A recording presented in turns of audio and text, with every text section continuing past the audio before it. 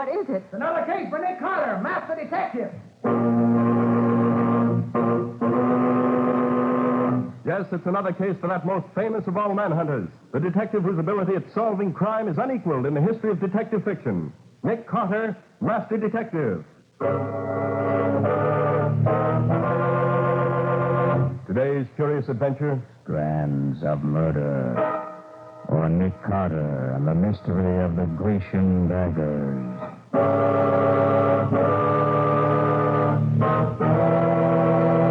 And now for today's mysterious adventure with Nick Carter. As we commence today's story, we find Nick and Patsy strolling through one of the streets in the West 40s, in the heart of the theater district. It's mid-afternoon. Oh, gosh, Nick, things certainly look different here in the theater district in the daytime, don't they? True enough, Patsy. But if we only knew what's going on behind the walls of some of these theaters along here, we might find mystery and excitement right now, even in broad daylight. For instance, look over there in front of the Risdale Theater.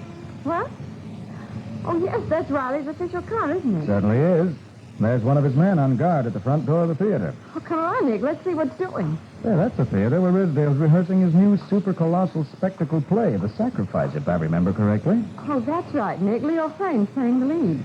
There are 3 leading women. Myra Dobray, Lita Lindman, and Bella Clare. Gosh, I'll bet there's going to be a super-duper when it opens. Easy, Patsy. See if I know this man on guard here. No, I don't. You can get inside, Nick. Just tell him who you are. And maybe Riley doesn't want us inside. Oh? Then we better play it safe. I've an idea. You wait here a second. Okay. Good luck to you. This'll be easy. We'll be saying hello to Riley in just a minute. Say, fella, is that your car out there? Yeah. So what? You mind if the kids let air out of the tires? What? Say, if those kids are playing around with them tires... Come on, Patsy. Let's stroll in and see what Riley's doing here. Right with you, Nick. Oh, gosh, Nick, isn't this the swankiest theater you ever saw? Yeah. And the decorations cost Risdale plenty. Oh, they must have. He built the theater, you know, to house his super terrific productions. Well, let's see what's inside. Gosh, I'll say there's excitement in here. Come on, let's find Riley and see what goes on. It's a wonderful scene you're directing here, Riley. Is this part of a new show? Carter, what the devil are you doing here? Patsy, quiet those women down, will Oh, you? sure, I'll take care of it. Will you tell me, Nick, how you got in here? I gave orders to... I got in by the simple laws of cause and effect, Riley. Cause and effect. I don't get it. Very simple. I caused your man at the door to leave his post, and then I effected an entrance. Somebody ought to teach you not to stick your nose in what it ain't wanted. But now that it is stuck in, Well, all right. But mind you now, this is my case, and I don't want no interference and no meddling. I don't want a face. I take it there's been a murder. Who, what, and where? Yes, the deceased is Leo Frane, America's sweetheart and fortune's gift to women. In the party who bumped him off... Lita Lindman did it. Mr. Clare. Why to her about Leo running around with her ease? Please, come on now, come on. You'll be all right. Well, Risdale, did Frayne act so badly you had to kill him to teach him a lesson? Oh, this is awful, Mr. Carter. I'm ruined. This will finish me as a producer. Everything I have in the world is sunk in this play. I'll lose my theater, too. Oh, it's the end of everything for me. Oh, come on, pull yourself together, man. If rumor can be believed, you won't lose as much as all that. Haven't I heard that you had your stars insured against such things? Oh, sure, the big stars, yes. Frane's appearance in the show is insured for $50,000. So is Myra Dobray's. I've already put a lot more than $50,000 into this thing. Tough, but you'll get over it. I think what I'll lose in the play alone, that would have grossed $1 million with Frane in the lead. The part was written for him. You can't go on without him. I hope it's not as bad as all that. Now, tell me what happened. Okay. Leo Frane was stabbed half an hour ago. There were only 7 people in the theater. 3 women, Della Clare, Myra Dobray, and Lita Lindman. 4 men, Frane, my stage manager, the doorman, and myself. Frane was on the way to my office when he was killed. Just at the foot of the stairs leading to my office. It's backstage there. Any idea who would have been interested in seeing him killed? I think Frane has fought with everyone here at some time or another this afternoon. Lindman fought with him, Myra fought with him, Della and he had a big argument. He even had an argument with the stage manager. How about you? You fight with him, too? Well, I would have liked nothing better, but I didn't. Actors are hard enough to handle anyway without fighting with them. Well, how about showing me the victim, Risdale? Very well. Come on this way. Hey, Sergeant, keep order here while we're gone. Don't let anybody leave the stage till we get back. Now, show Nick the body, Rizdale. Well, Riley, I never expected to find you in a murder case without all those so-called experts you have down at headquarters. With 3 bump-offs in the Bronx and 2 in Brooklyn, everybody's busy. Anyway, I don't need them. Here we are. This little alcove at the foot of the stairs. I'll hold the curtain back so you can see in. Leo Frain has certainly taken his last bow. Very pretty space, Mr. Carter, but not very helpful. Thought I wasn't supposed to be helpful. Well, you don't have to stand around doing nothing now that you're here. Well, here's the way it looks to me. I was in my office, and had sent word to Frain to meet me there. He was just about to go up the stairs when he met somebody and stopped to talk with him. Probably one of the women, I should say. Why'd you say that? Because I doubt if Frain would have stopped to talk to a man. But he always had time for a woman. Also, a woman could have been holding a dagger in her hand, and he'd never noticed it, because it was part of all the women's costumes in this act. While he was talking to her, she stabbed him, and he fell back into that chair where he is now. Then she pulled the curtain across the alcove and went back to her dressing room. You say the dagger that was used on Franny is part of the costume? Yes. All the women wore them in their hair for the big sacrifice scene. Oh, so there are a lot of them all alike, eh? All identically the same. How many would there be altogether? That's 3, 6, 8, 9. 9 in all. Rizdale, you said you thought a woman killed Frain. This would certainly prove your statement. What? Look, Now, what are them, Nick? 2 long black hairs caught in the handle of this dagger in Frain's chest. Then it was a woman did it. A woman with black hair. That lets Lita Lindman out. She's a blonde. Yeah, sure she's out. Hey, give me them hairs, Nick. They're evidence. Thanks. Yes, sir. We'll find which of the women has black hair and a jealous disposition, and we got the killer. Now, let's check up on those daggers first. Rizdale, where are the dressing rooms? Down here, Lieutenant. Wasn't Delaclare's dagger in her hair when I saw her on the stage a few minutes ago? Yes, she's still in costume. The other daggers ought to be here. This is Lindman's dressing room. There's her dagger on the dressing table there, which leaves Myra Debray's dagger not accounted for. Well, Debray's dressing room's over here. And there on the table, Lieutenant, is another pretty silver dagger. Oh, well, what do you know? Oh, Just this, Riley. If one of those 3 women did it, she didn't use her own dagger. yeah, but where did the extra dagger come from? It could have been one of the chorus daggers. Or the killer could have used her own dagger and then borrowed one from the chorus to replace hers. Sure, Nick, that's it. Let's see if one of the chorus daggers is missing. Over here, Lieutenant. They're all there on the dressing table. Let's see. 5, 7, 8. No, 7. You said this would be 9, Rizdale. That leaves 2 missing. Yeah. Well, get the stage manager. He'll know. Can you call him from here? No, but the other end of this corridor leads right out into the orchestra pit.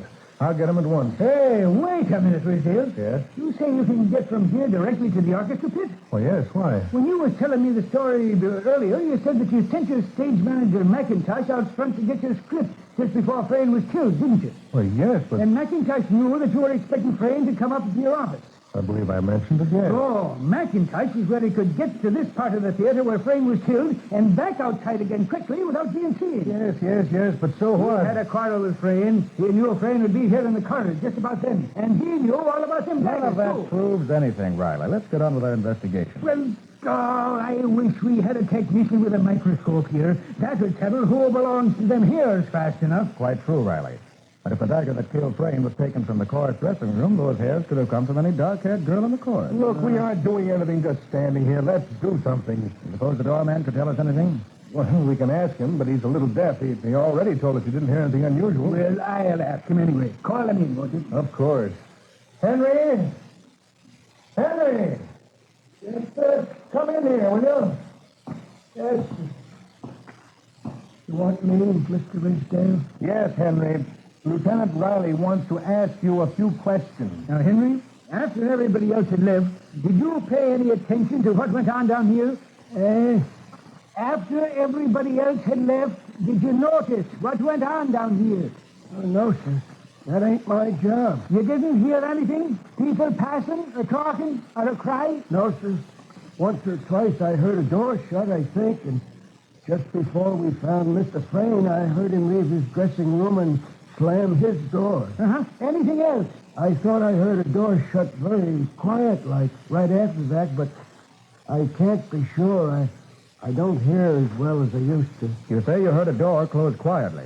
Any idea which one it was? No, sir. Ain't even sure I heard it. Looks as if somebody snuck out into the corridor as the Frain started for the stairs and killed him. Maybe they planned it, but maybe they just saw they was alone and done it. Oh, I don't like this. We're getting nowhere fast. Does it feel hot in here? Am I just... Rizdale. What's the matter? Where'd you get that handkerchief you're using? This handkerchief? Yes. Whose is it? Why, it's mine. Why? Because there's blood on it. Fresh blood stains.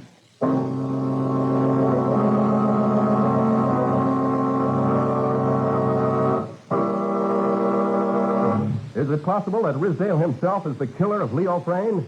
Or is this some new and unexpected twist of the chase? We'll see in just a moment.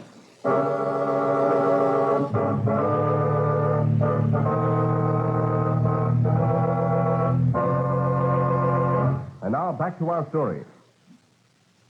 We left Rizdale trying to explain to Nick and Lieutenant Riley how there happened to be fresh bloodstains on his handkerchief. Can you explain those bloodstains, Rizdale? Blood, am I? But I can't... Wait. Yes, of course. Now I remember. This isn't my handkerchief. As I came down the steps looking for Frayne tonight, I found this at the foot of the stairs. I picked it up without thinking, well, just a moment later when I found Frayne's body, I must have stuck it in my pocket without thinking what I was doing. May I see it? Oh, of course, here. A little small for a man's handkerchief. And here are some initials. Pretty fancy, but I should say they were D.A. Huh? D.A. D.A.? Debray. Has Miss Debray got black hair, Rizdale? Yes, she has. That settles it. She wrapped this around the handle of the dagger to keep the blood off her hands and to keep her fingerprints off the handle. Well, this handkerchief and them black hairs we found in the dagger will send her right to the chair. If the hairs are hers, Riley. And don't forget how easy it'll be for anyone to pick up a lost handkerchief and use it for a false clue. Now, look here, Nick Carter. Will you stop trying to tell me how to run my own business? I'm just trying to point out to you, Riley, that if those hairs didn't come from Miss Debray's head, you're right back where you started, handkerchief and all. Oh, all right. Then what do we do now? Well, it isn't any of my business, but I have an idea that might work. Well, let's have it by all means. Suppose whoever left this handkerchief near the body didn't do it intentionally. Huh? Suppose they just dropped it without noticing it. Now, nobody but us knows it's been found, but whoever lost it is bound to think about it when the excitement dies down a little. Then she'll get scared and maybe look for it. Suppose we give her the chance to find it. How do you mean, give her a chance? Well, like this. We put the handkerchief right back where I found it, only hidden a little more. Then we'll send the three women back to their dressing room. Then we give them a chance to sneak out. It'll be an interesting experiment, Riley, even if it doesn't prove anything. Well, okay, we'll try it. But where should we hide somebody to watch? There's a vacant men's dressing room just down the hall here. Suppose I put Henry here on guard in there. There's a phone there. He can phone us as soon as he sees anybody come out. We'll be in my office. Okay. You got that, Henry? Yeah, sure. Sure, I can do it. Now, Henry, you can sit right here. We'll leave the door open a crack, and as soon as you see one of them leaving her dressing room, call me at once. Yeah, I got it, Mr. Rizdale. I'll watch real good. Now, let's get those women down here.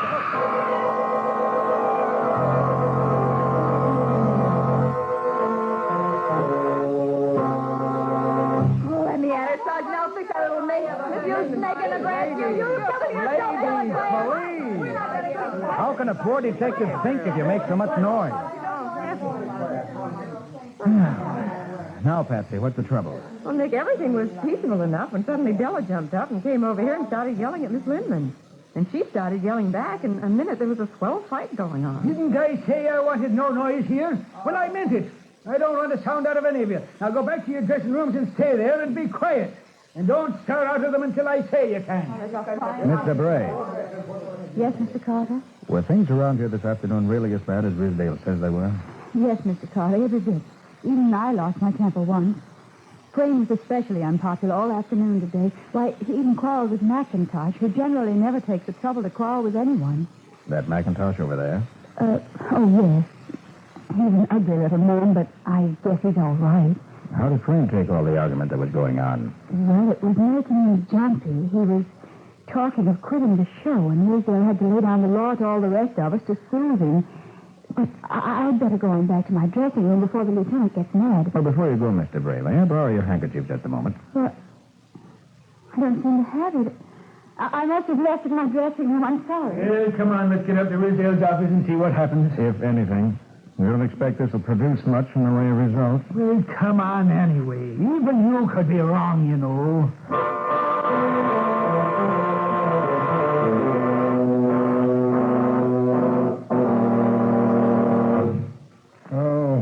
This waiting's a tough game, isn't it?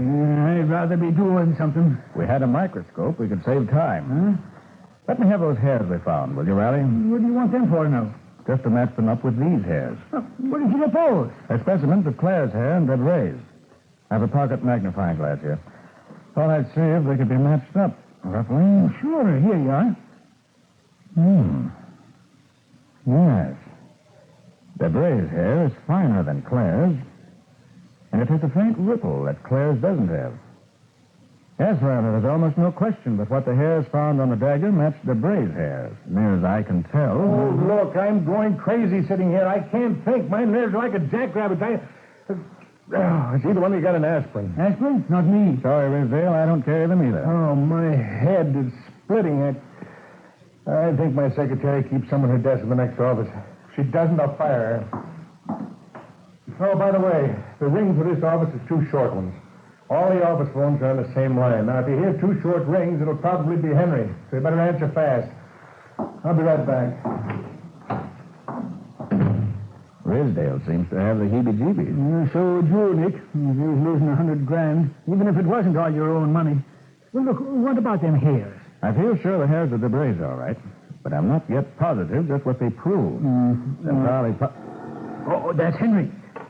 Yeah, Lieutenant Riley speaking. They just came out. I can't be sure who it is, but it is a woman. She's just picking up the handkerchief now. Now she's starting back to her... Henry, what is it? What's happened? What is it, Riley? Something's happened to Henry. Happened to Henry? Yeah, let's go.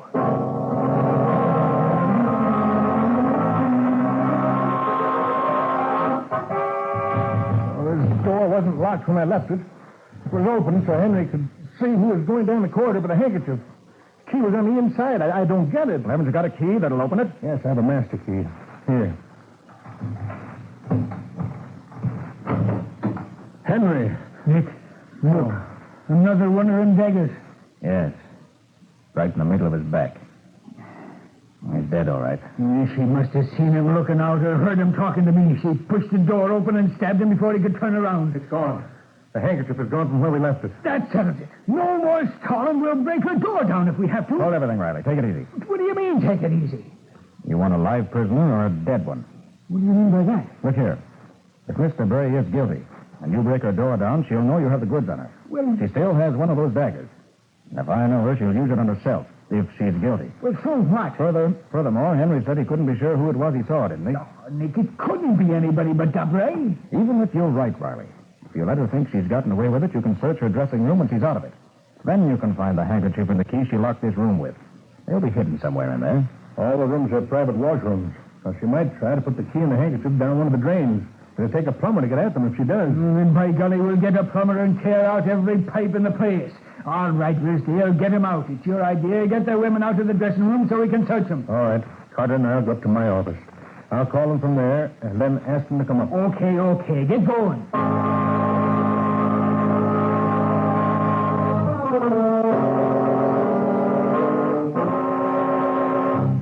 How much longer do we have to wait here, Mr. Carter? It won't be long now. We just wanted to get all 3 of you out of the way while Lieutenant Riley digs up the evidence that'll send somebody to the electric chair. The chair? Did you know that human hair can be identified just the same as fingerprints can? And just as exactly? Well, I didn't. Nor I. I can recall reading that recently. Why? Whose hair have you found, Mr. Carter? I'd rather not divulge that. Got them, Nick. The key and the handkerchief. They was both in the drain pipe caught in the first trap. Which room did you find them in? Mr. Brave, how do you explain this handkerchief and key which we found in your dressing room? Let me see that handkerchief. Yeah. Why, I can't explain it, Lieutenant. It's not my handkerchief. But not yours. No, it's mine, Lieutenant. I thought so. Yours, Miss Claire. Yes. Well, it's a very elaborate monogram. Hardly anybody could read it, but it is D.C. It does look something like my monogram. D''A. Except that my monogram is very plain and simple. Here. Well, I'll bet you killed him anyway. You... Hold on, Riley. Where did you find that key and handkerchief? In Myra DeBray's dressing room. Right. And since Miss DeBray wouldn't have put it in there in her own dressing room, and Della Claire couldn't have, and since McIntosh wasn't on the scene at all when Henry was murdered, the only other possible person who could have killed both Frain and Henry is... Ah, you mean Nita Lindman. No, Riley. I mean Mark Risdale.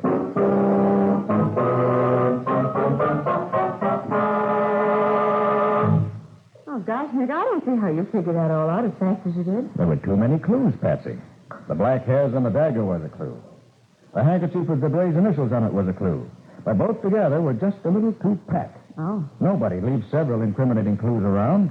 Bothered me until I found that it wasn't Debray's handkerchief. Then everything fell right into place. What do you mean, everything? Well, Risdale had a flop on his hands, and he knew it. Uh-huh. He was broke. He was going to lose his theater. But the appearance of Frain and Debray was insured for $50,000 each.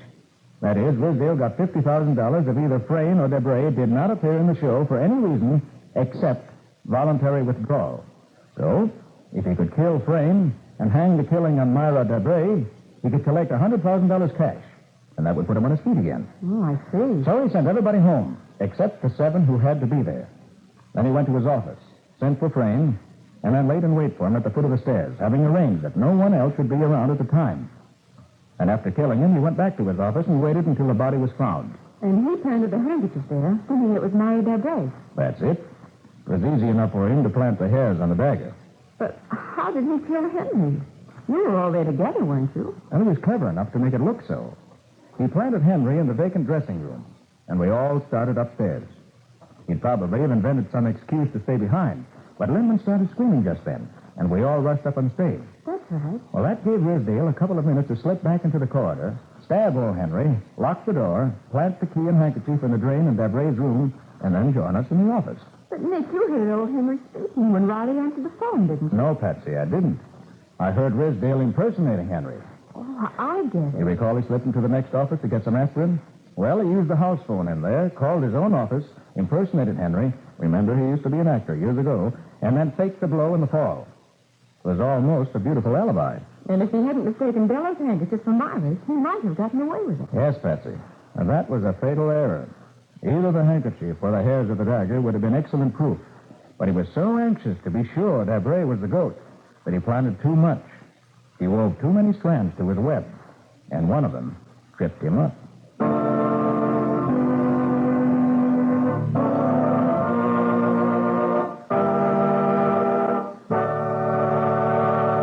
Well, so long for now. So long, everybody.